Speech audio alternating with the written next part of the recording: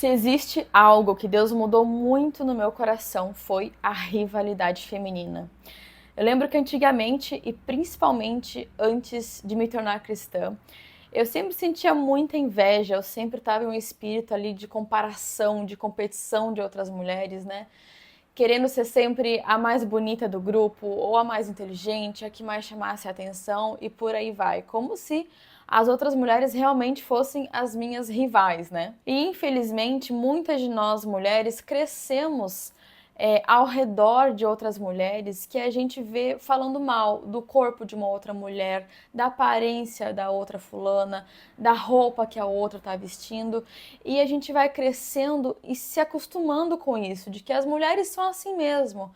As mulheres, por natureza, elas são competitivas, por natureza, elas são mais fofoqueiras. Quem nunca, né, escutou que o ambiente de mulher de trabalho é muito mais complicado do que o ambiente de trabalho masculino, de que realmente não existe amizade entre mulheres, que os homens são muito mais fáceis, os homens são muito mais fáceis de lidar e eles são muito mais unidos do que as mulheres. Quando a gente olha para a Bíblia, a gente vê sim histórias de mulheres que foram rivais uma das outras. E essas histórias sempre mostram como isso foi destrutivo de fato.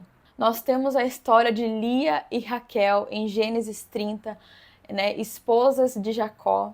Elas brigavam ali pela atenção do marido. Como Raquel era estéril e Lia tinha muitos filhos, isso gerou uma competição até doentia entre elas, que acabou ali afetando o bem-estar de toda a família. Nós temos a história de Sara e Agar em Gênesis 16, que também começaram a competir porque Agar, a serva de Sara, havia concebido um filho a Abraão. Temos também a história de Ana e Penina, que é uma das que mais me chama a atenção. E Penina, ela era rival de Ana, e é interessante porque a Bíblia realmente usa essa palavra, rival. E Penina provocava Ana por sua fertilidade, enquanto Ana, ela era estéril. E a Bíblia conta que Penina a irritava, a provocava, ao ponto de Ana chorar e até ficar sem comer. Olha só, gente. Não sei se você, mulher, já passou por isso, mas ter uma mulher que é sua rival ao ponto disso destabilizar o teu emocional, destabilizar até o teu físico. E a gente, como mulheres em Cristo Jesus, redimidas pelo sangue do Cordeiro, a gente perde tanto, mas tanto com isso. Primeiro, porque nós não refletimos dessa forma a imagem e semelhança do nosso Deus. Isso é um pecado. E segundo, a gente perde de realmente ter uma união, ter apoio uma das outras de forma muito vulnerável, de forma muito genuína. Mas o lado bom é que a Bíblia também conta a história de mulheres que se apoiaram e que não foram rivais. Nós temos Ruth e Noemi, duas mulheres que estavam em uma situação muito vulnerável, as duas eram viúvas, mas elas decidiram se apoiar, se ajudar, as duas conseguiram superar o luto. Elas sofreram juntas e no final as duas puderam se alegrar no Senhor. Nós também temos a história de Isabel e Maria, duas mulheres que estavam grávidas, né, de João Batista e de Jesus. E eu penso que Isabel, ela poderia ter ficado num espírito de inveja ou de comparação com Maria, né? Ela poderia ter pensado assim: poxa vida, eu demorei tanto para engravidar, eu queria tanto isso, e agora que eu engravidei, que eu vou ter esse meu momento, Maria aí também aparece grávida, ela é muito mais nova, tem muito mais vitalidade do que eu. Mas não, Isabel, mesmo estando grávida, mesmo estando com o seu marido dentro de casa, Zacarias, sem poder falar naquela situação, ela decidiu acolher Maria na sua casa. E mesmo sendo uma mulher idosa, ela acolhe Maria. As duas, né, passam ali esse tempo da gestação juntas. E eu acho muito lindo, uma das partes mais lindas da Bíblia, quando Isabel vê Maria e ela exclama para ela: bendita é você entre as mulheres. Onde poderia haver uma competição, onde poderia haver uma rivalidade de duas mulheres grávidas, houve apoio, houve uma amizade linda que o Senhor Deus deu para essas mulheres. E a gente vê isso muito hoje em dia, né? Como existe uma rivalidade de fato em mulheres que estão grávidas ou mulheres que são mães, né? Sempre uma tentando opinar na criação uma da outra, qual mulher é melhor, qual está criando melhor os seus filhos. Existe muita rivalidade na maternidade e essas mulheres decidiram fazer diferente e se apoiaram de forma mútua.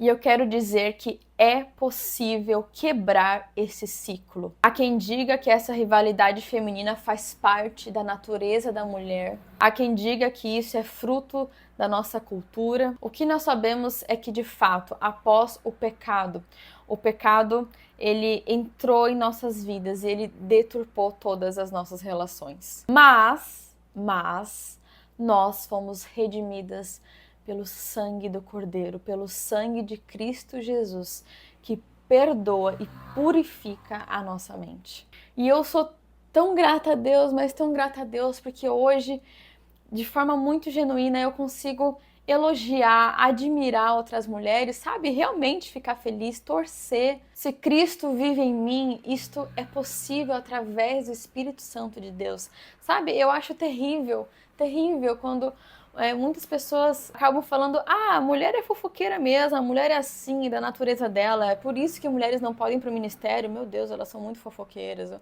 Gente, o que nos define é a natureza em Cristo Jesus. Se Cristo Jesus habita em mim, se o Espírito Santo habita em mim, ele faz morada, ele muda quem eu sou. Ele é muito superior do que a fofoca, ele é muito superior do que essa rivalidade. Ele muda isso.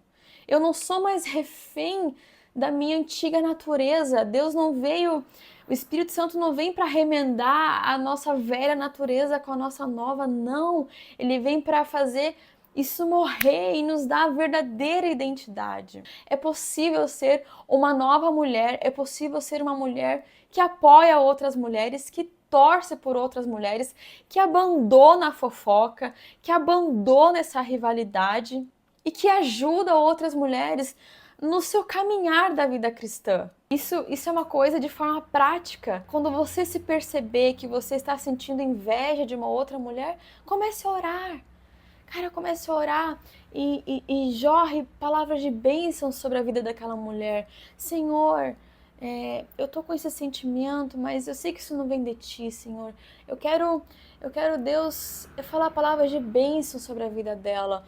Deus, prospere a vida dessa mulher, que ela possa cada vez se encontrar, estar mais perto de você, abençoa ela, a vida dela, o trabalho, abençoa a família dela. Comece a jorrar palavras de bênção, você vai ver como o seu espírito, ele começa eu não sei explicar, mas o seu espírito, ele começa a ficar diferente. Algo começa a ficar diferente. Eu não consigo explicar, é uma coisa realmente do Espírito Santo de Deus dentro da nossa vida. Outra coisa também que você pode começar a fazer é abandonar o hábito, porque de fato vira hábito, infelizmente, de sempre estar falando mal de outras mulheres, principalmente se você for mãe, minha querida. Evite de toda forma a falar do corpo, das roupas, do que for de outra mulher na frente da sua filha. Que a sua filha ela possa crescer sabendo o quanto ela é linda, maravilhosa, que ela não precisa ficar o tempo todo olhando para outras mulheres para poder validar a si mesma. E quando a gente finalmente consegue viver assim, consegue experimentar, deixar essa rivalidade de lado e se apoiar como mulheres, cria-se um laço tão especial, um laço de mulheres redimidas pelo sangue do Cordeiro. E isso tudo é tornar o mundo um lugar mais leve para nós mesmas e para as demais portadoras da imagem e semelhança divina.